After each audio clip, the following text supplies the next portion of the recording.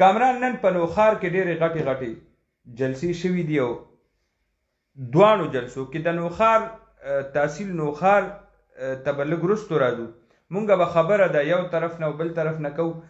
جهانګیرې او پبو نن د اکټیویټي مرکز او د سیاسي پارټیانو په هغې باندې فوکس و، د هغوی قایدین دلته موجود و، دواړو طرفو ته غټې غټې جلسې شوي. تاسو که شروع کوئ په دې دوه جلسو کې نو کوم ځای نه به شروع کوئ؟ فیم بھائی موږ پهله پبي ته لاړ شو. پبي تحصیل نظامت باندې چې کوم نن جلسه وشوه ډېر درنه جلسه وه.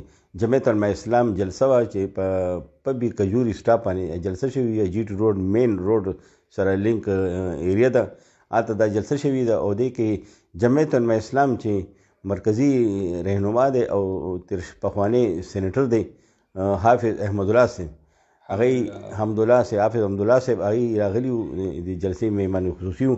هغه ورته خطاب وکړو او کویټې نه راغلي وو. دوی سره دوی ته ټایم اخیستی و، یو هفتې مخکې ټایم اخیستی. هغه به خپل شیډول نه ټایم دوی ته ورکړو او جلوزۍ ته رالو. هلته حاجي نواب صاحب کوم یو رایشګاه ده، هلته کې غرمې روټۍ وخوړه. بیا هغې نه بعد یو جلوس شکل کې کوم جمعیت علماء اسلام کوم کارکنان دي تنظیمي میټینګ مو شو. کوم حکومت عملي چې کوم روانه ده آیم پوه کو هدایت یې هغوی نه ضروري هدایت یې هغوی نه نور هم وایستو. دغه شان د جمعیت کوم کارکنان دي هغوی په لوی جلوس کې هغوی جلساګاه ته راویستو.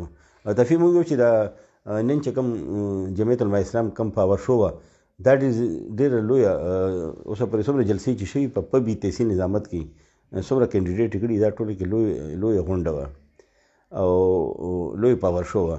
او دې کې چې کوم حافظ حمدالله صاحب دی نو هغه ته خلک ډېر اشتیاق سره و، ډېر شوق سره وو، کارکنان یې ډېر شوق سره وو، ډېر جوش و خروش سره هغوی د استقبال وکړو او د خبرې واورېدلې.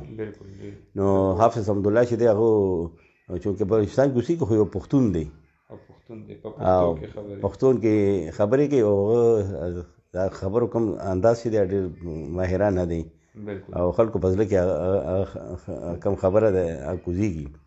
او هغه هماغه روایتي کوم پاکستان تحریک انصاف ته هغوی باندې شدید تنقید وکړو. هغوی کرپشن وفاقي وزیر دفاع پرویز خټک د هغه په سابقه حکومت هم خیبر پښتونخوا کې چې د هغوی کوم کارونه او په هغوی بي آر ټي باندې ډېر شدید تنقید وکړو. دې سره سره د پاکستان تحریک انصاف مرکزي او صوبایي حکومتونو دی باندې خپله د الفاظو ګولهباري هغه وکړو. ډېر سخت الفاظ هغوی کې استعمال شو. ګرانۍ حوالې سره د چرګانو اګو حوالې سره ډېرې دلچسپې خبرې وشوې. تفهیم هغه سره مو کوم اور چې دی هغې ته یو مقدس امانت یې ورته ووایي او یو دین لحاظ سره دا ثابت کړو چې دا اور چې دی د امانتدارو خلکو نیکو خلکو ته دا ورکوئ.